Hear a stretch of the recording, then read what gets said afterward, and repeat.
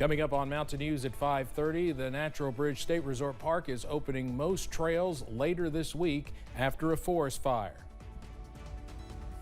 And the United States and South Korea strike a deal to deter North Korea's nuclear threat. And I'm tracking the return of showers and perhaps a thunderstorm or two as we head through this week. The breakdown ahead is Mountain News at 5:30 starts now. Dedicated to Southern and Eastern Kentucky, this is WYMT Mountain News at 5:30. Good evening, I'm Steve Hensley. Olivia's on assignment. A forest fire is now contained at the Natural Bridge State Resort Park. The park is expected to resume normal operations now on Friday. And for the first time since the incident, we are getting a close look at the damage left behind. Jason Lindsay is at Natural Bridge to give us a look at what visitors will see when the trails reopen.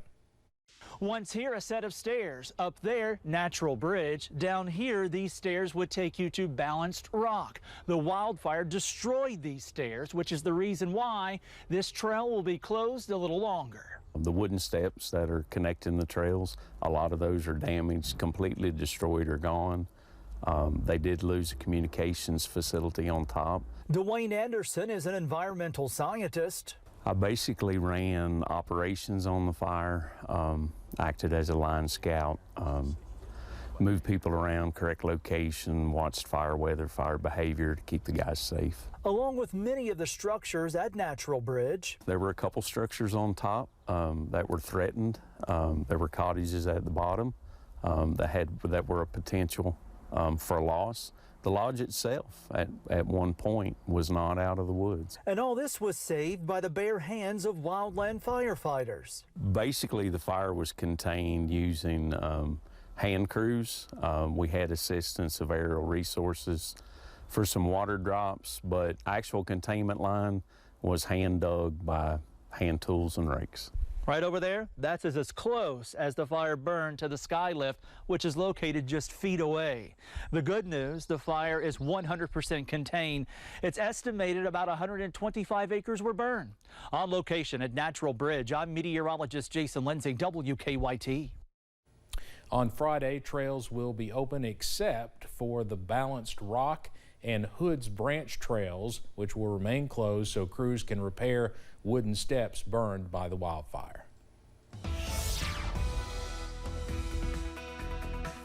It's actually been a rather nice day all throughout the region. Temperatures not far from where they should be, and plenty of sunshine. And we look outside at this hour from Lake Cumberland, at least the Pulaski County side. It's not a bad looking lake day. Then you get outside and realize, well, maybe it's a little chilly to get in the water, but not too chilly to perhaps enjoy an evening out there.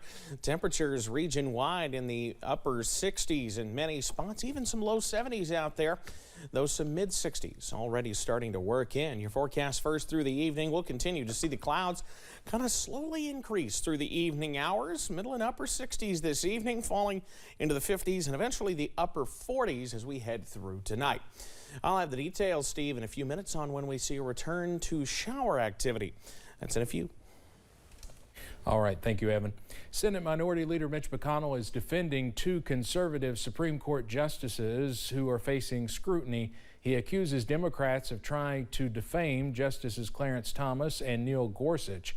Members of the party are raising questions about their failure to report subsidized trips and lucrative real estate transactions. Let me just repeat that I have total confidence in Justice Gorsuch, Justice Thomas, and all 7 of their distinguished colleagues, no matter who appointed them. No matter who appointed them. Just yesterday, all 9 justices explained in a statement their joint approach to maintaining their high ethical standards. Senate Judiciary Chair Dick Durbin called yesterday's letter from Chief Justice John Roberts on the subject inadequate. In the letter, Roberts declined to testify before the committee, and Durbin says it appears to defend the status quo when it comes to justices reporting gifts. For decades, the United States has sought to make sure North Korea never develops its own nuclear weapons. Now it appears the policy is shifting from one of trying to stop the country's program to trying to deter North Korea from using nukes. CBS's Nicole D'Antonio has more from the White House. President Biden and South Korean President Yoon Suk-yeol reached an agreement to address North Korean nuclear threats. A nuclear attack by North Korea against the United States or its allies or partisans or partners is unacceptable and will result in the end of whatever regime were to take such an action. Under the agreement called the Washington Declaration, the U.S. and South Korea will coordinate in response to any nuclear attack. The U.S. will also dock nuclear-armed submarines in South Korea for the first time since the 1980s, a move to discourage South Korea from restarting its own nuclear program. We want to customize our response against North Korea's nuclear threat based on extended deterrence. And in the process of achieving this goal, any concerns that Koreans may have against North Korean nuclear weapons will be relieved. The move is in response to North Korea's increased ballistic missile test, an indicator its nuclear program continues to accelerate. The two leaders also discussed a range of other topics, including the war in Ukraine and economic cooperation between the allies. The alliance formed in war and has flourished in peace. Seemingly every day, we've launched new areas of cooperation on cyber, strategic technologies, space, democracy. This is the second state visit President Biden has hosted at the White House. The South Korean president will be the guest of honor at tonight's state dinner. Nicole D'Antonio, CBS News, the White House. Celebrity chef Edward Lee is the guest chef for tonight's dinner. The Louisville restaurant owner, who is also of Korean descent, created the menu featuring flavors from both cultures. A full Senate vote is next for President Biden's Labor Secretary nominee. That's after the Health, Education, Labor, and Pensions Committee advanced Acting Secretary Julie Su's confirmation earlier today. The panel's party line passage sets up for a tight floor vote. Republicans are likely to oppose her unanimously. They say her policies are bad for small businesses, and they criticize her handling of California's unemployment benefits during the pandemic. The lack of GOP support means Democrats cannot lose a single vote unless Senator Dianne Feinstein returns from medical leave. Walt Disney Parks and Resorts is suing Florida Governor Ron DeSantis and the board he appointed to oversee Disney's special taxing district. Disney says the Republican weaponized his political power to punish the company for exercising its free speech rights. The federal lawsuit was filed minutes after DeSantis' board voted to nullify an agreement between Disney and the previous board in February, just before that board's dissolution. It is the latest escalation in the fight between DeSantis and Disney. For half a century, Disney has had control over the land around its Central Florida theme parks. The February agreement gave Disney development rights in the area for the next 30 years. Former magazine columnist E. Jean Carroll took the stand during her battery and defamation civil case against Donald Trump. Carroll is suing the former president because she says he raped her in a department store dressing room in the 1990s and then denied the claims years later. While testifying, Carroll said Trump ruined her reputation when he denied the rape happened. The judge also told Trump's attorneys to warn the former president about making comments about the case on social media. If Trump continues to post about the trial, the judge says Trump could face a, quote, new source of potential liability. Coming up on Mountain News at 5:30, from identity theft to credit card scams, fraud reports are increasing. We hear from an expert on how you can fraud-proof your world. And I've got the very latest on the return of rain showers to the forecast and whether that slightly milder air looks to stick with us. Coming up. On this day in history, April 26, 1933, legendary actress, comedian, singer, and writer Carol Burnett was born in San Antonio, Texas. She is 90 years old today. She is an Emmy, Tony, Grammy, and Golden Globe Award winner and is probably best known for her groundbreaking comedy variety show, The Carol Burnett Show, one of the first to be hosted by a woman. It aired on CBS from 1967 to 1978. She's still in good health and is marking her milestone birthday by making several television appearances, including a 2-hour primetime special tonight on another network.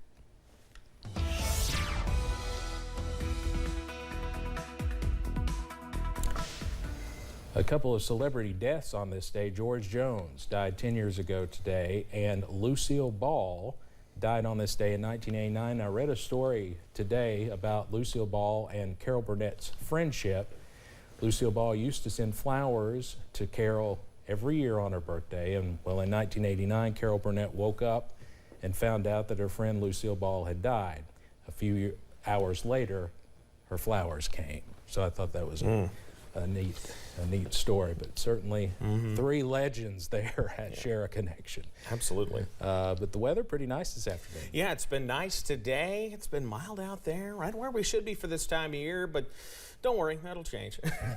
Just wait 5 minutes, it'll change. And that's always the story of Eastern Kentucky weather, especially in the spring. We've been in a pretty good shape today, backside of this frontal boundary that this weak little boundary kind of moved through last night. You see it's keeping the showers at bay well to our south. The big story is this spider-looking low pressure across the Lone Star State, not far from San Angelo at this point. Yeah, already seeing some tornado warnings across parts of Texas. The severe weather stays out that way, but that system is slowly heading in our direction. Not necessarily tonight. We won't feel the effects from it. Looking dry and even clear for much of the night, but notice by tomorrow morning, here come the showers. Already by midday and beyond, some of that rain could be heavy at times. Not looking at a lot of heavy rain, nor are we looking at any severe weather or anything like that, but still something to watch as we plan out the day tomorrow. Upper 40s, eventually into the 60s by lunchtime, and that's where we'll be as we head into the afternoon with those showers scattered about. That continues Thursday night into Friday morning. Yes, some of that rain, like I said, could be heavy. Can't rule out some lightning or thunder, but again, no big impacts with severe weather. Scattered showers continue through the day on Friday. Then we get a little bit of a break as we head Friday and into Saturday. Looking ahead again, not a big time huge rain, but again, a good soaker on tap, especially as we head into the day tomorrow and into Friday. Now, this particular model that kind of fuels this graphic says we're scattered on Saturday, which I agree with, but scattered on Sunday, I think it's underdoing it a little bit. I do think we'll see the potential for more of those showers as we head into Saturday or into Sunday, and behind that front, the pattern continues to say will be cooler than normal as we head through the next 6 to 10 days. So the mild air, it's not sticking around on that Kentucky Farm Bureau 7-day forecast, where your weekend is always in view. Middle and upper 70s heading into the weekend with showers moving through Sunday and Monday. We see highs barely getting out of the 50s as we head towards Monday. So some cool air on the way as we start the month of May. Steve? All right, Evan, thank you. Nearly $9 billion lost. That report from the Federal Trade Commission, which received nearly 2.5 million reports of identity theft, imposter scams, and other types of fraud last year. In this Watching Your Wallet, consumer investigator Carice Jackman has advice from the AARP on how you can avoid becoming a scam victim. From imposter scams to credit card schemes, fraud reports continue to climb across the country. Consumer advocates from the Better Business Bureau and the AARP are hearing from people concerned about scammers targeting their personal information and money. We serve over 400 people every day who think that they might have been victims of fraud or even have a question about a fraud situation. That's why Amy Novziger with the AARP says they've recently issued a fraud survival guide that covers common schemes and how to protect yourself from them. We really want to bring people back to the basics when it comes to fraud and take some proactive steps that they can do for themselves. The first step is simple. It starts with what you have in your wallet or purse. Novziger says many people still carry personal information that scammers are just waiting to grab. There are a lot of people who are still carrying their Social Security cards in their wallet. That is a gold mine for a criminal if you lose it or if they steal it.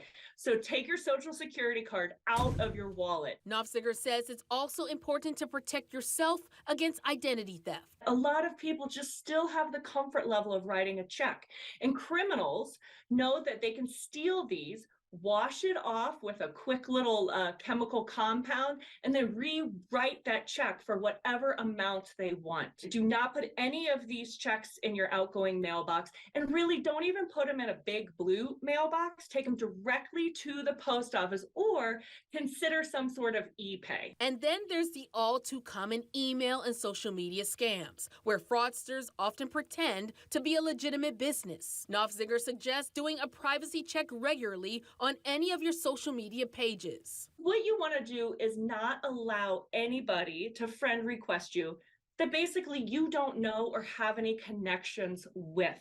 This is a way that a lot of scammers victimize, their targets is through social media. So we need to do what we can to protect our social media pages. Small but quick fixes in your life to help fraud-proof your world. With this Watching Your Wallet, I'm Carice Jackman.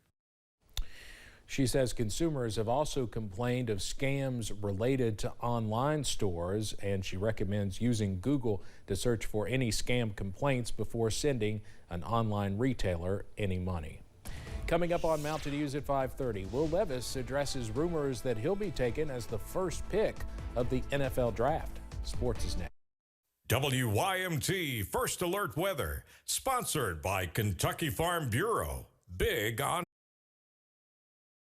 WYMT Mountain Sports, your home for the Kentucky Wildcats and local high school sports. Well, the NFL draft is inching closer and closer, almost 24 hours away at this point. Kentucky quarterback Will Levis, he's been an interesting topic of conversation around the league. And well, after a Reddit post went viral stating that Levis was telling friends and family that he was going #1 overall to the Carolina Panthers, the odds for him to be the first name called skyrocketed as low as 4-1. Well, at an event in Kansas City today, Will told the media, quote, "Don't believe everything you read on the internet," end quote. Those are just good words to live by anyway. We'll see where this goes. The draft begins tomorrow at 8. Well, up in Lexington right now, the softball Wildcats are in action against EKU, and EKU had a pretty profitable first inning. Kentucky just now getting to the plate. Playoffs, we've got a loaded slate with Kentucky Wildcats all over the place. Julius Randle, the New York Knicks, looking to close out Cleveland up on Lake Erie. Also, in that early window of games, Anthony Davis and the LA Lakers trying to close out the Memphis Grizzlies. In the later window, Miami Heat, kind of a surprise in the playoffs a little bit, trying to put away the top-seeded Bucks. And the series that everyone has caught the imagination of, the Warriors and the Kings out in the Bay Area, De'Aaron Fox and the Kings will look to take a 3-2 series lead against the Golden State Warriors. That tip set for 10. That's sports. We're back after this.